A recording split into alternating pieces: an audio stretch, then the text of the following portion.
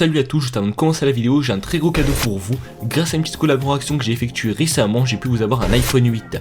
Alors attention, soyez attentifs pour toutes les personnes qui souhaiteraient participer, c'est très simple. Il vous faudra lâcher un pouce bleu à cette vidéo, mettre un commentaire en rapport avec la vidéo. Je rappelle que plus vous mettrez de commentaires en rapport avec la vidéo, plus vous aurez de chances de gagner. Ensuite, il vous faudra la partager et être abonné à la chaîne.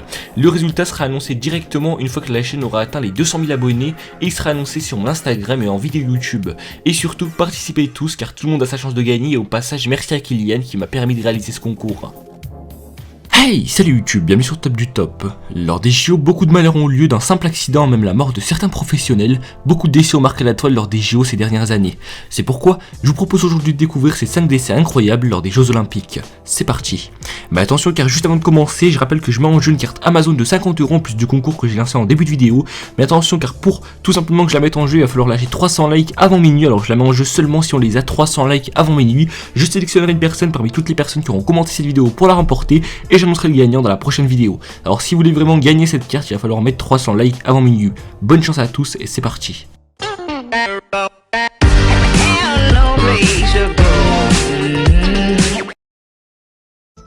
Numéro 1, Nicolas Beauchataille. Le ski de vitesse sur 1 km lancé fut une seule fois sport démonstration aux Jeux d'hiver en 1992 à Albertville. Et elle commença par un drame la veille de la compétition. Durant l'entraînement, Nicolas Beauchataille se tua en percutant une chenillette. La compétition aura néanmoins lieu, le français Michael Prüfer atteindra 229,299 km/h et la finlandaise Tarja Murali atteindra 219,245 km/h.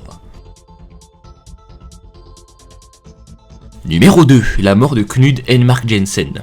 Les Jeux Olympiques de Rome en 1960 ont été la scène d'un cas de dopage sans précédent. Ce fait a été mis en lumière par le décès du cycliste danois Knud Enmark Jensen lors de la course des 100 km par équipe le jour de l'ouverture des Jeux. Alors que le verdict officiel invoquait une insolation comme cause du décès, l'autopsie révélait que Jensen avait pris des amphétamines et du tartrate nicotine pour améliorer la circulation sanguine vers les muscles.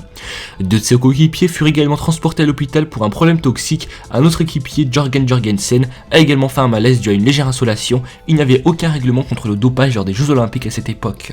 Numéro 3. La prise d'otage des Jeux Olympiques de Munich. La prise d'otage des Jeux Olympiques de Munich, aussi appelée massacre de Munich, a eu lieu au cours des Jeux Olympiques d'été de 1972 à Munich en Allemagne de l'Ouest. Le 5 septembre, des membres de l'équipe olympique d'Israël ont été pris en otage et assassinés par des membres de l'organisation palestine Septembre Noir. Le bilan de la prise d'otage est de 11 membres de l'équipe olympique israélienne assassinés et d'un policier ouest-allemand tué. Ces 5 des terroristes ont été tués, les 3 autres capturés.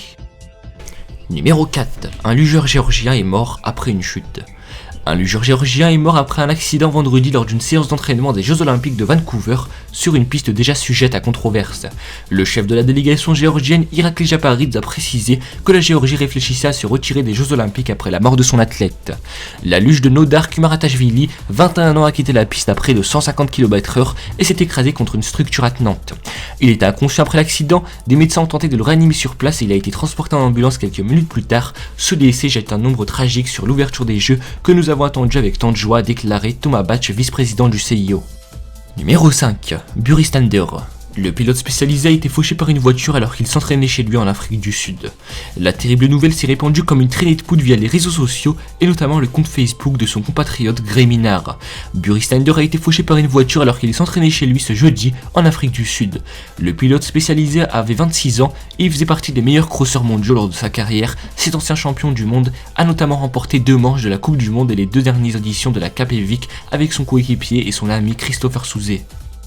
Le top 5 touche à sa fin, n'oubliez pas de lâcher un gros pouce bleu en bas de la vidéo, ça me ferait vraiment plaisir. N'hésitez pas également à me donner vos avis sur tous ces décès car c'est vraiment triste. N'oubliez pas d'activer la cloche de notification, ça me ferait vraiment plaisir. En attendant, je vous dis à très bientôt pour un prochain top, ou plutôt à demain à la même heure, c'est-à-dire à 18 h. Ciao ciao.